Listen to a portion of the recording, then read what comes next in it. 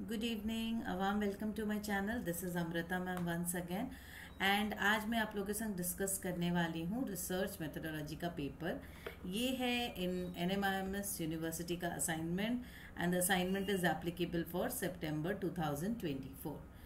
ये इस असाइनमेंट की last date of submission is 29th of अगस्त. So as you all are aware 29th of अगस्त तक आपको ये प्रिपेयर करके सबमिट करना है. बट ऑलवेज सजेस्टेड 25th तक आप लोग अपने LMS पोर्टल में इसको सबमिट कर दीजिए, अदरवाइज लेट हो जाएगा and it will be of heavy traffic and all, so you will not be able to upload it. So it is always advisable that you submit it by 25th. Now let's not waste time. You all are aware about the format of the answers as I have earlier discussed in my various assignments solutions कि आपके जो format होते हैं answers के कैसे होते हैं. Introduction, concept and analysis and conclusion. I have again and again discuss this. Introduction maximum 200 words, concept and analysis 200 words, finally conclusion again 200 words. Always try to mention the sources from where you are referring this answers. इससे क्या होता है, इससे authenticity बढ़ जाती है that you have written your answers on your own, right? Because faculty do check the format as well as the sources you are referring to. NMIMS के books, NMIMS के जो स्टडी नोट्स हैं, those are really very authentic source. वहाँ से आपको maximum information मिल जाएगी आपके इस क्वेश्चंस को लेकर, whatever questions you have, right. So let's not waste time, अपने स्टार्ट कर देते हैं. The first question is, a consultancy company providing services in the area of digital transformation and analytics is seeing a considerable amount of attrition among its employees. The company is interested in reducing the level of attrition as the cost of recruiting new employees is adding to the burden of its overall cost. Discuss the management problem and convert it to a research problem. Write down the research plan for this study. Question क्या है? This is a scenario. ये पूरे अच्छे से एक scenario दे दिया है. Scenario क्या है? एक डिजिटल ट्रांसफॉर्मेशन कंपनी है, एक digital transformation and analytics company है. उनके कंपनी में अट्रेशन काफ़ी देखा जा रहा है, मतलब lots of employees are leaving the company. ना definitely once lots of employees are leaving the company, the cost, the level of attrition is high, and definitely the cost of recruiting new employees as well as training new employees, that is going to be a burden to the company. So now what you need to discuss is, you need to discuss the management problem, what management is facing. And now after understanding the management problem, we need to convert it into a research problem. This is a research area, core research area. So we need to plan the research problem for this study. This is very simple question. ये answer आपको ना पूरे book में भी मिल जाएगा. So now मैं इसको एक बार डिस्कस कर देती हूँ. What will be the management problem in this case? We are understanding that what is the management problem. The consultancy company is experiencing a high level of employee attrition. This is actually the management problem. Fine. So which is increasing recruitment cost and impacting overall productivity and service delivery. The company needs to understand the root causes of attrition and develop strategies to employee retention. This is the management problem. Now the main core answer जो है वो मैंने यहाँ पर दे दिया कि management problem क्या है. कि मैनेजमेंट प्रॉब्लम है कि भाई उनकी कंपनी में एम्प्लॉय अट्रेशन हाई है, इसके कारण उनकी प्रोडक्टिविटी हैम्पर हो रही है. ओवरऑल HR जो रिक्रूटमेंट कॉस्ट है, ट्रेनिंग कॉस्ट है, वो सारी चीजें बढ़ जानी है. तो we need to understand the root cause as well as develop strategies to employee retention, right.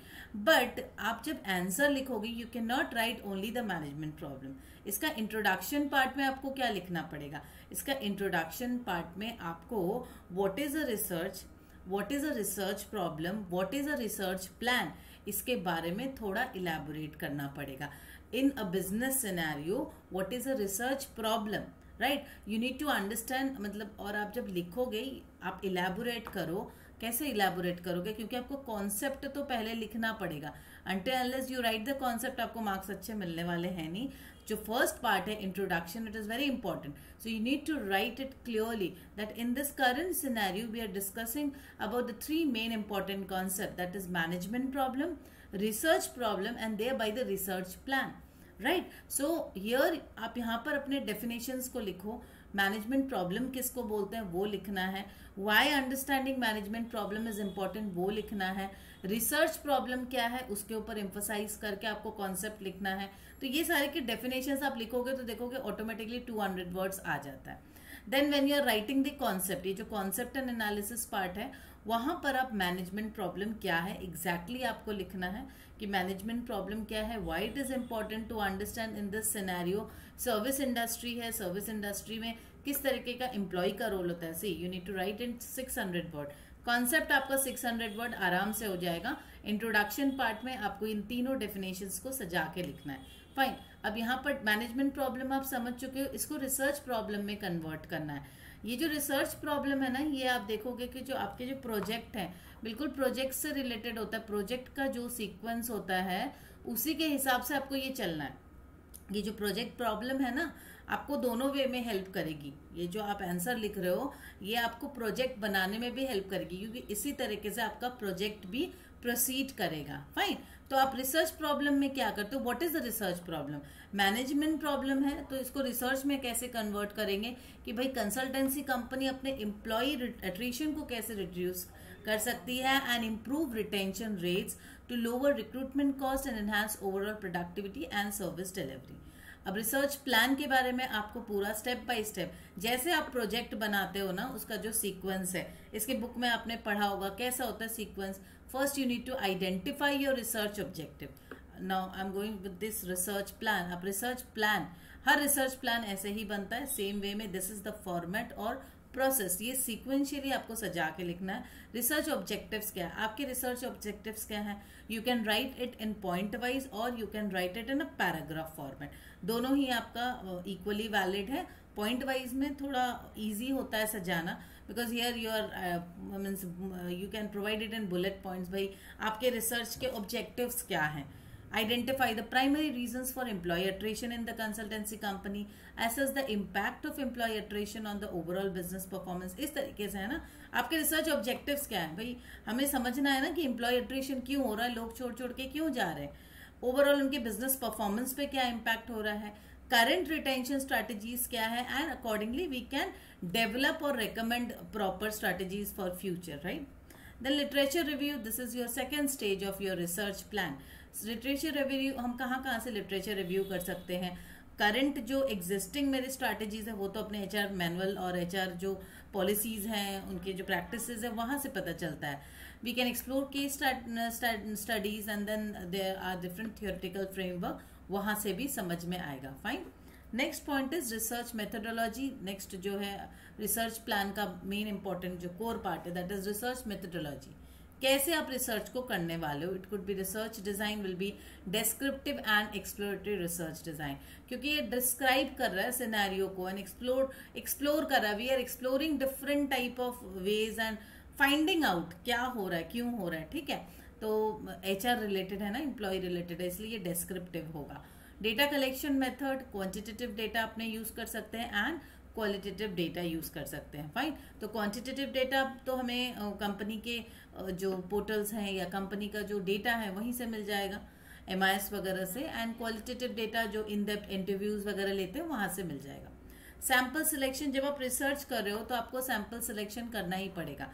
आपका रिसर्च का तो कोर अपने को समझना पड़ेगा ना कि भाई कैसे रिसर्च करेंगे। कुछ लोगों का इंटरव्यू करेंगे, कुछ लोगों से बातचीत करेंगे, तो सैंपल साइज वो डिपेंड करेगा। आपके 200 to 300 एम्प्लॉयज लो, उनके 20 to 30 एम्प्लॉयज का इंटरव्यू ले रहे हैं। Focus group, again focus group is very brief, मतलब बड़े, जैसे ये बड़ा एरिया है मेरा, उसका छोटा सा एक ग्रुप है जो फोकस ग्रुप कहलाता है।